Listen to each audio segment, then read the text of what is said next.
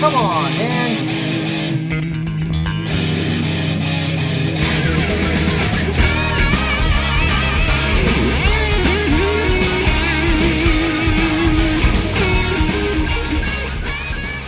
Hi, I'm Travis with DM Racing. Today we're going to do the front brakes on Speedy G, our 2013 Dodge Dart Rally.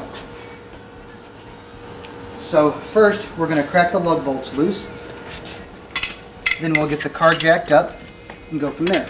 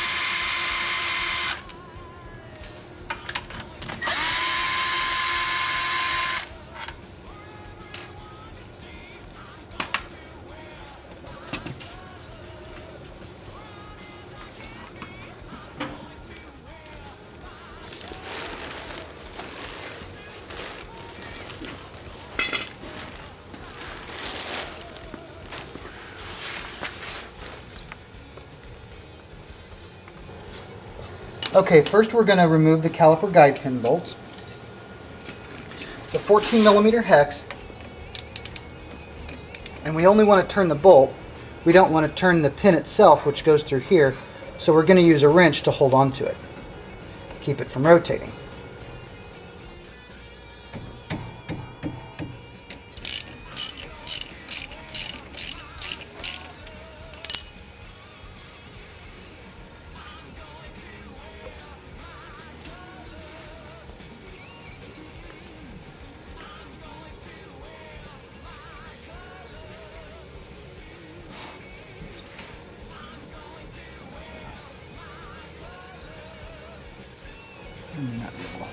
Oh, it looks like it has something to prevent rotation on it.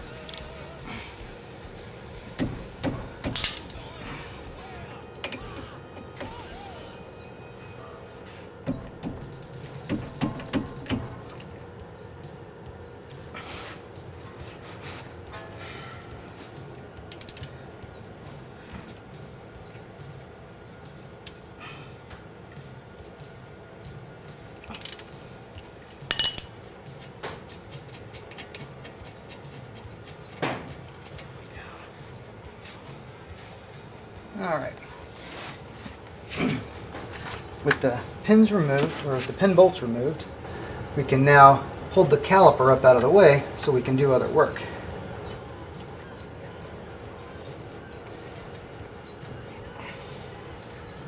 You can use a bungee cord or a wire.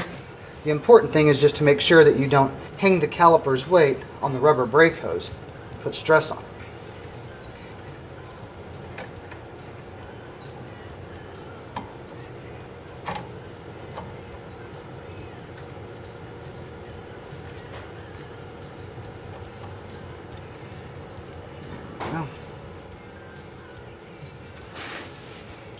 Next, we're going to remove the pads, which just pull straight out.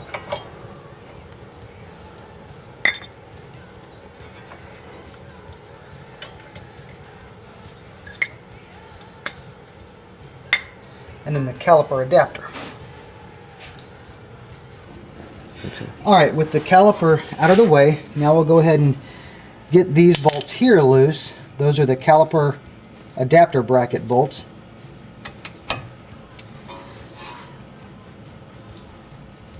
There we go.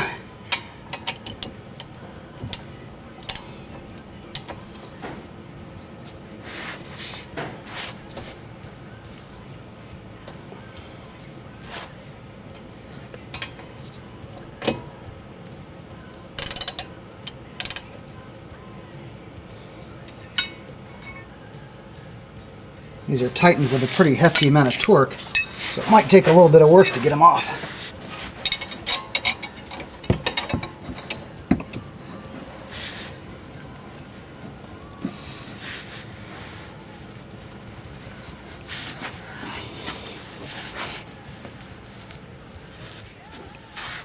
There we go.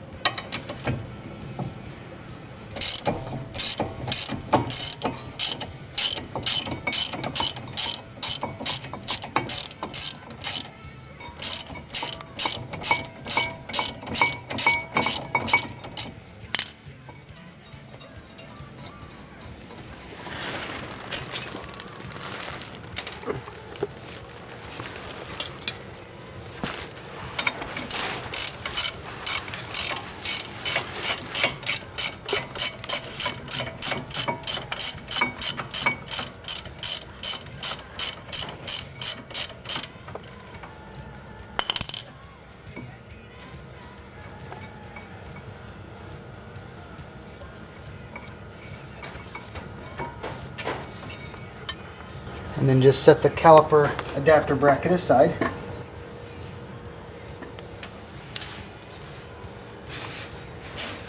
Alright. Now we can go ahead and remove the disc here. Let's see. Our handy guide pin put in here. In case we need this to hold the rotor still.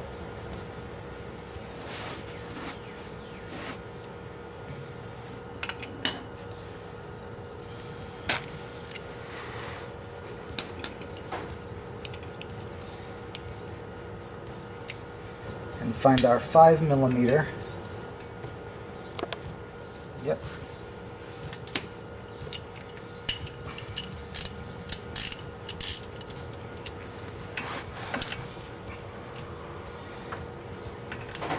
There we go. Now with it in gear, that wasn't too much torque and it came right out. We'll set that aside.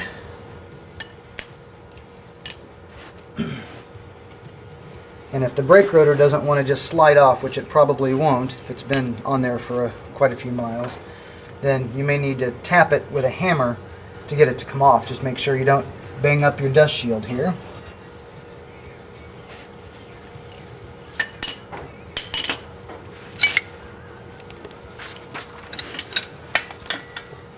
We'll find our handy brake disc removal hammer.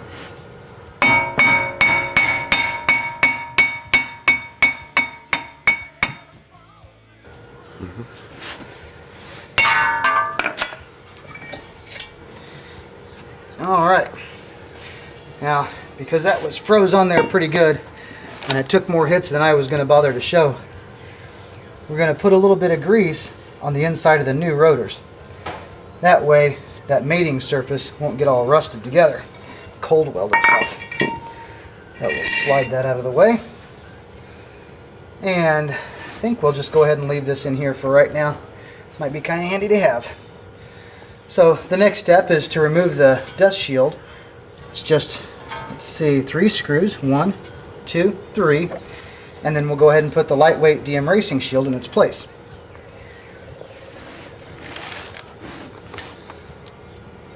Go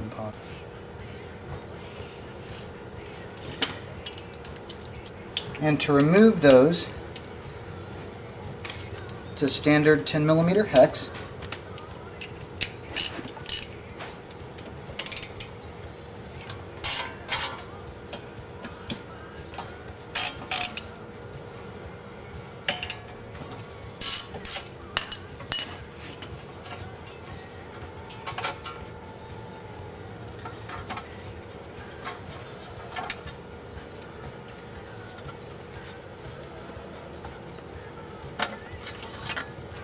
Okay, we'll go ahead and get the new splash shield. Get that on there. Okay, go ahead. Okay, we have the new dust shield, and it fits right there, exactly the way the old one was. There is a right and left side to these. This has a bend in it to help insulate that from heat from brakes.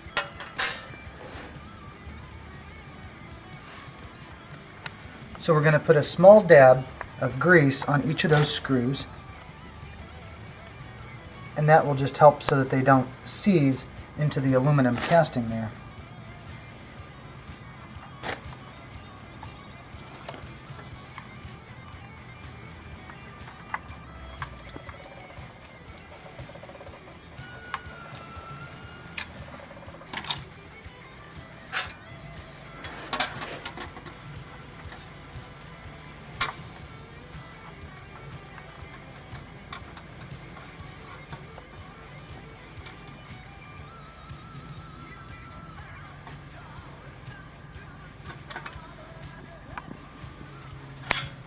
Just install all 3 screws loose at first, and then we'll tighten them down.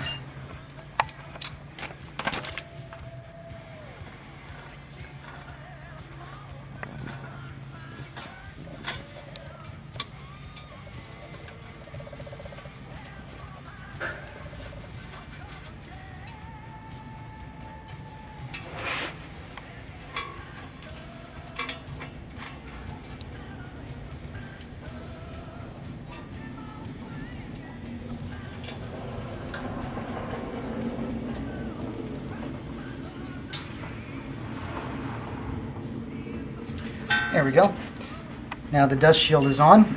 The next thing we'll need to do, before we install the new pads, we're going to need to retract the caliper piston. And for that, we'll use a large C-clamp.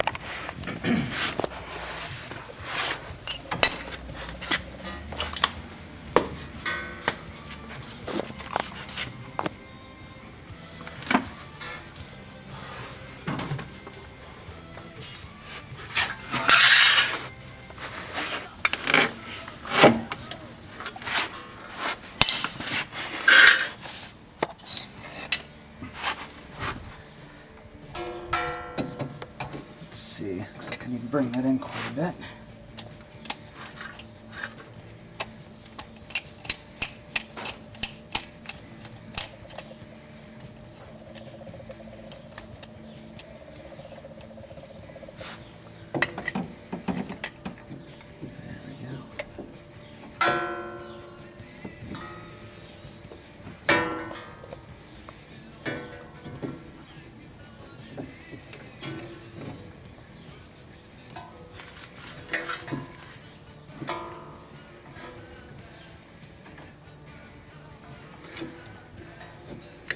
I'm just going to gently push the piston back until it's flush, and we'll take that old brake pad back off of there. There we go.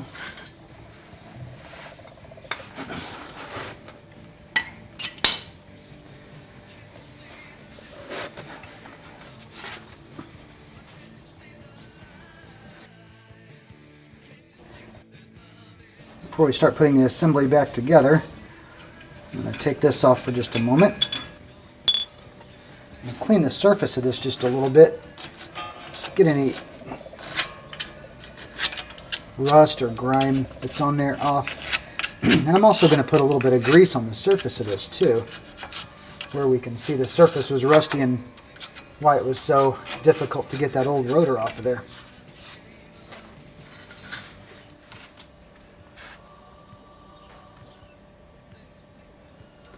Small amount of grease on the surface of there will seal that from moisture.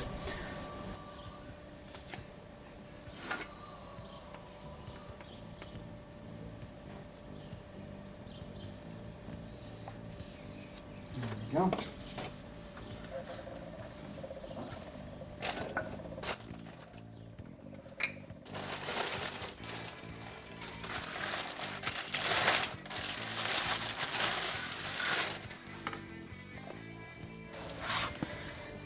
Now I'm going to go ahead and put this pin back in here, make it a little easier to install the rotor and get the rotor retaining bolt in place. There we go.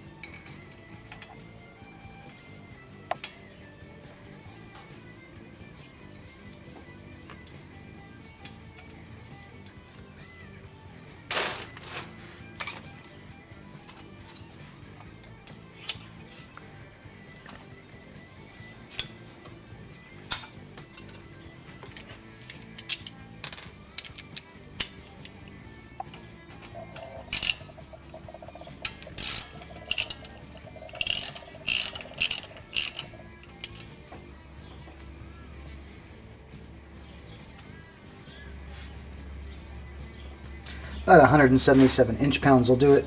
Doesn't have to be torqued on real tight. It's only for holding the rotor on when the rest of this assembly isn't on here.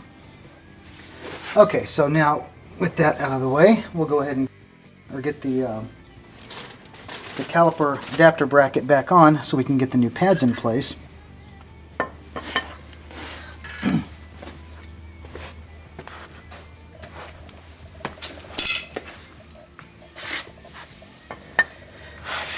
And on the surface here where the pads seat, we can put a little bit of brake lubricant in there, which just helps reduce noise.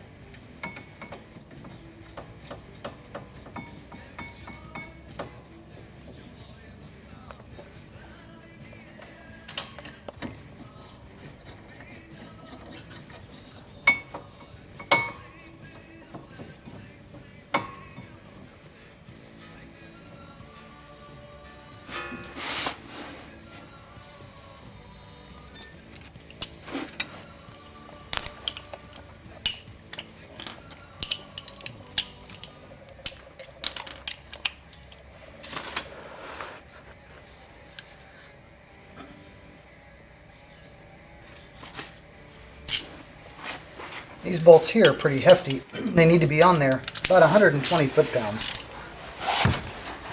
So I'm gonna attach them with the regular ratchet first,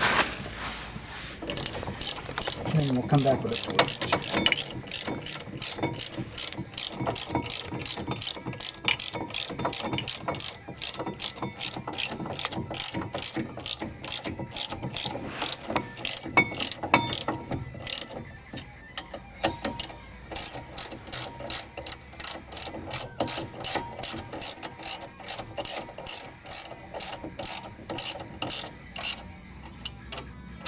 Go.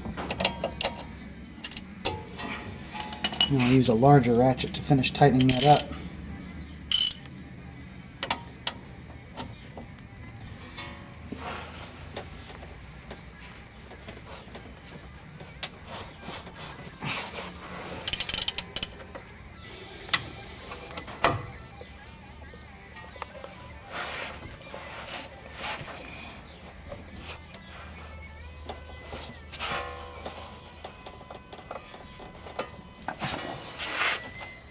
There we go. Okay, rotor's on, caliper adapter is on. And with the piston already brought back, that part's done too, so now we can put the new pads on. Okay, when we install the new pads, we're going to put them so that these little audible wear indicators, or little noise makers, are pointing up. There we go.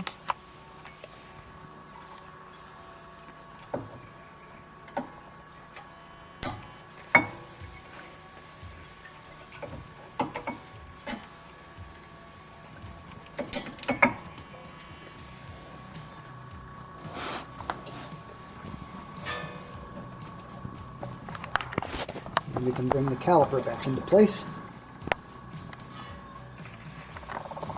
Make sure not to damage the boots on the pins there. And then reinstall the pin bolts. And remember, when you torque them down, we're going to put a wrench on the holder there. Keep that in place so it doesn't rotate, we don't damage it.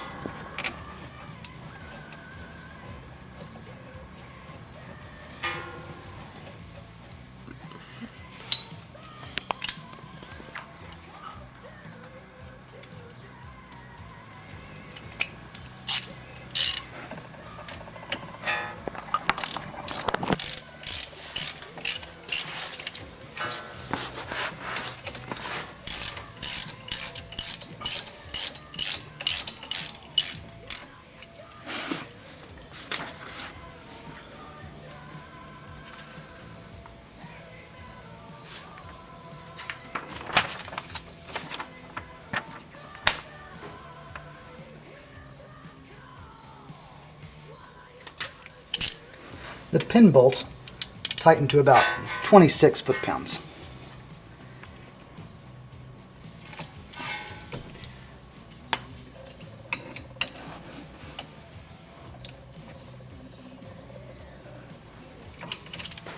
Here we go.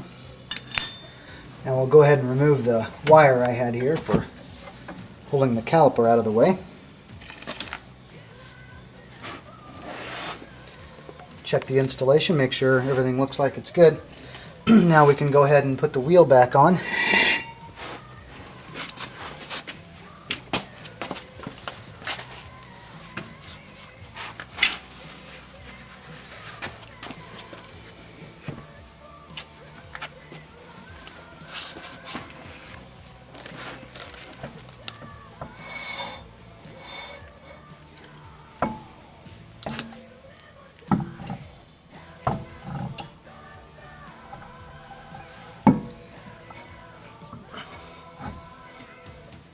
Yeah.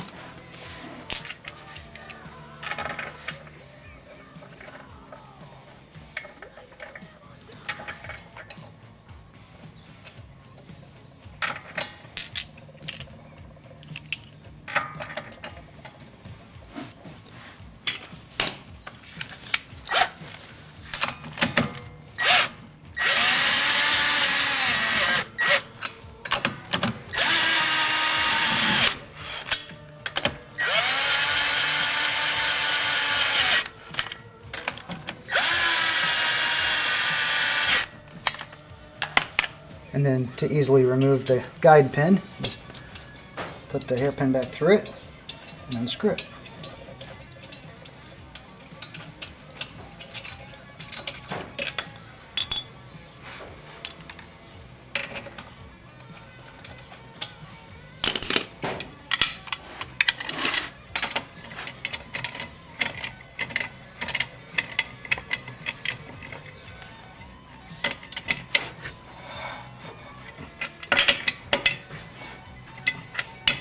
We'll do them all hand tight while the wheel is still up.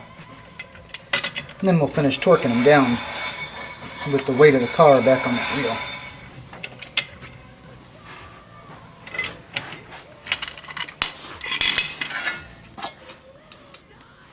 Make sure our old parts are out of the way.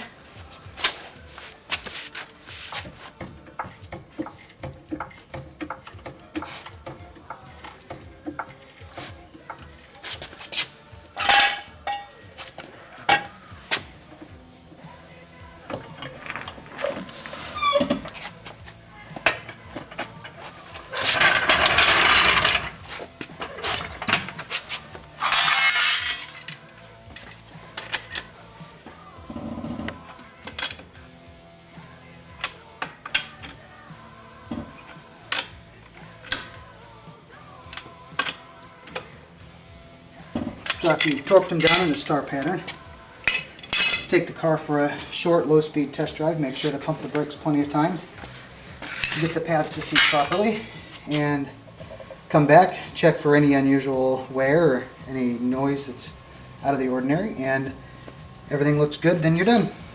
Alright, that concludes this video. Thanks.